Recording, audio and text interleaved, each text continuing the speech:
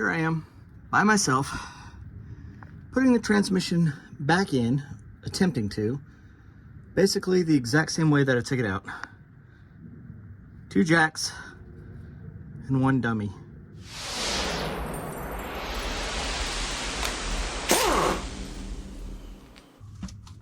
Stop tripping on my head. Come on. There we go. It's gonna take forever. Pump up the jam. Pump it up. Push it. Push it real good. Oh, we're gonna give it a shot. I don't know what this pedal's gonna do, if that even does anything, so we're in neutral. Let's just give it a shot and see what happens.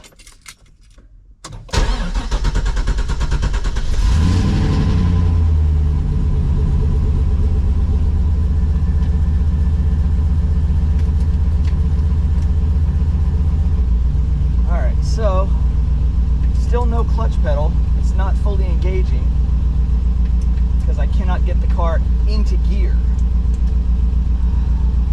I don't know what else to do. Welcome back to my teeny tiny little channel. Check this out. What? The Mercedes is in the driveway? Now, how did it get there from the side of the house?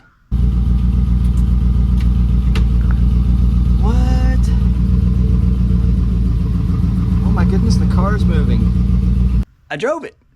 I fixed it. Yes, progress. Now it's time to get into that thing and get it cleaned up, get pieces put back together, and I gotta get tires, get it registered, and get this thing on the road and start having some fun. Turns out the clutch line did have some air in it, and apparently a lot of GTO owners and F-body owners have had just the worst luck with trying to get air out of their clutch lines. So many videos on YouTube. What ended up working for me was putting my little brake bleeder gun with the hose and stuff into the actual reservoir, and I just kind of stuck it in the little hole that goes into the hose and started pulling air right out of the master cylinder. There was a lot of air in there. So between doing that, and I also adjusted that Willwood pedal like maybe 1/4 of an inch, just threaded it out and gave myself a little bit more travel. Thing fired right up, went right into gear, no issues. So it was a combination of a couple things. Looking back, hindsight, could I have kept the clutch that was in the car?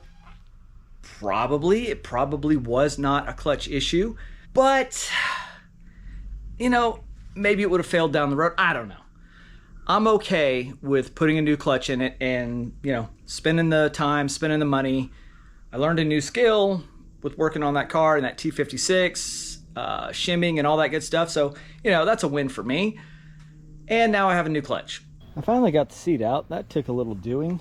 There's this contraption, and I don't think mine works because I'm pretty sure you have to press this down, release something, and this is supposed to swing one way or the other, but this does absolutely nothing, and I pulled the spring off. Pretty filthy in here. These are absolutely filthy, and so is the other side. So I've got my work cut out for me to get this crap cleaned up. All right, what else is new?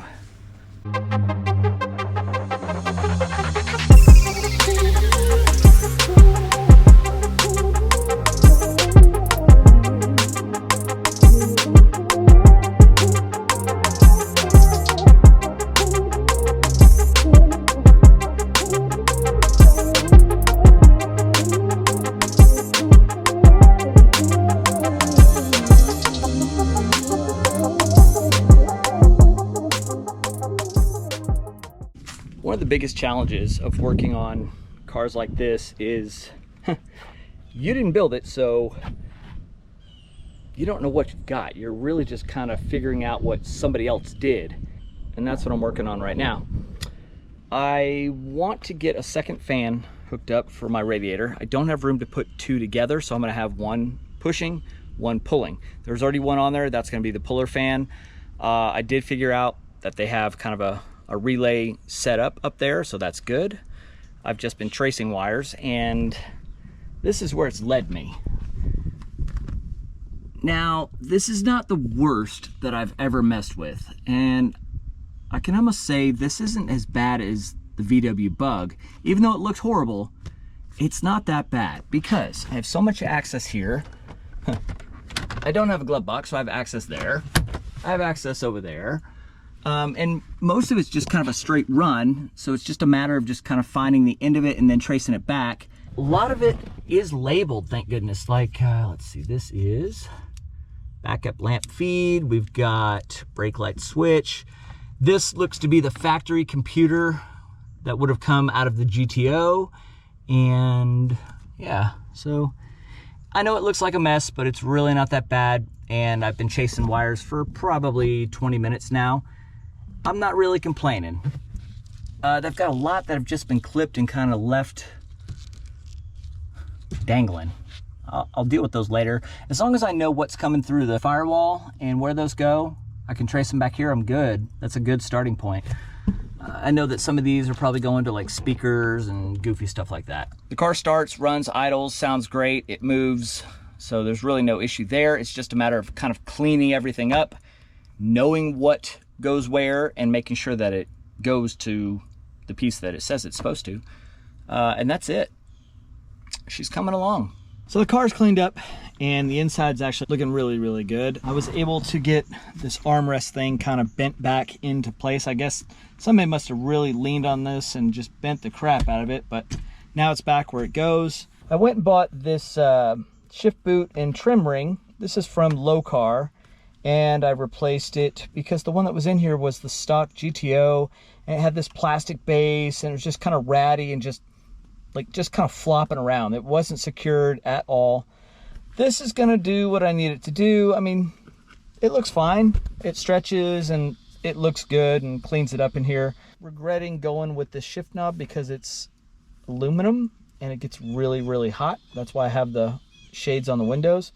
So I'm gonna have to remember to put these up, because if I take this thing out now and I don't put these up and I park this, there's no way I'm getting home because I will literally burn my hand off trying to grab the shift knob.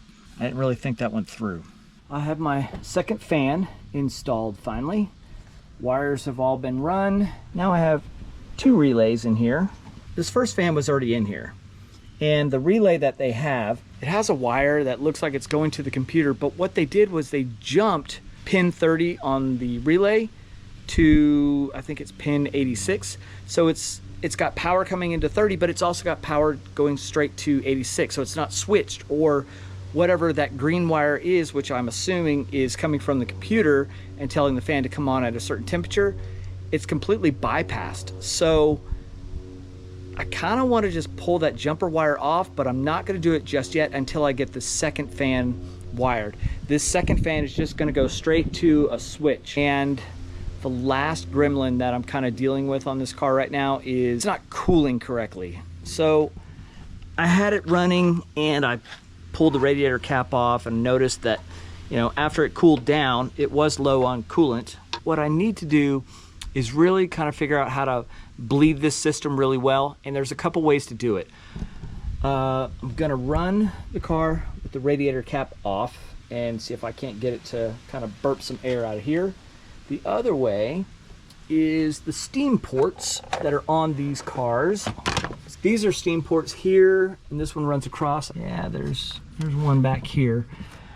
Supposedly you can crack this open just a little bit and let some of that out after the car has been running. I'm not sure how I feel about that, so I'm gonna go with this option up here first and leave the cap off and see if I can get this thing to just kind of burp itself a little bit. And then when that is done, I'm ready to actually take this out on the street, at least around the neighborhood. How this car has not burned down yet is beyond me. So this end of this red wire was pushed through the firewall and running all the way down the fender on the passenger side, just hanging out. The other end of that red wire is this hokey little thing that was barely crimped onto this rather thick wire that runs up to the ignition switch. Oh, look at this gem. Yeah, look at this. Yeah, we'll just wrap it through there. Don't even worry about taping it or covering it. Just loop it through. We're good. So far, I think I've found probably 4 or 5 live wires. And when I say live wires, what I mean is just the end of a wire with not connected to anything, and it has positive power going to the end of the wire, whether it's live just from the battery somehow or it's live through the keyed ignition. Some of them did have some masking tape around the end of them.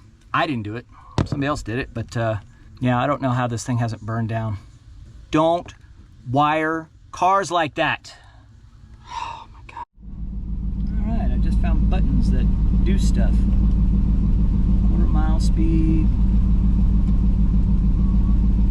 quarter-mile time, high RPM, clock, hours maybe, 23 hours. High speed, 3 miles an hour. Woohoo! All right.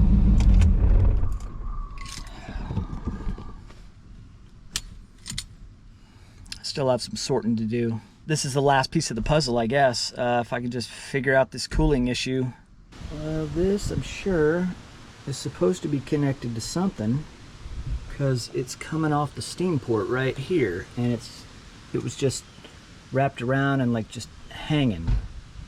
If I blow through it, you can see my coolant in there. Bubbles. Project cars. Correction. Somebody else's project car that I've taken on. I bought a new thermostat. I'm going to replace it. I've got an issue with the radiator because I went to drain it and it was not draining out the bottom. So radiator could be clogged with a bunch of crap. Flushed the block. Not too bad. Not too much stuff coming out other than what's already in the pan there, and that's from when I drained the coolant. Once that's cleared, I'll put it all back together, put the thermostat in, fill it with water, and just kind of do a couple flush cycles and see if I can't break up anything else that's inside with the heat and everything, and then drain it, and then do my final fill with my coolant.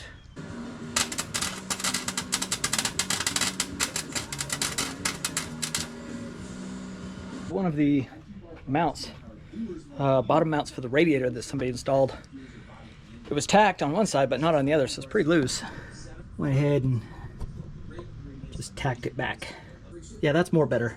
So after all of that, this thing is still, it's not right, so it's got to be the water pump.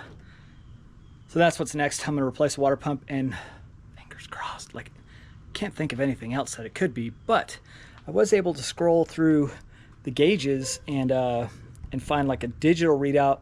Instead of the analog temperature, I actually found a digital readout of the temperature, and this thing was climbing. I finally cut it off at like 214. I mean, it's not worth it. If it's not stabilizing or showing some signs of even wanting to come down or just hold, no point in pushing it. So water pump it is. Thanks so much for watching. Stay hungry, stay foolish.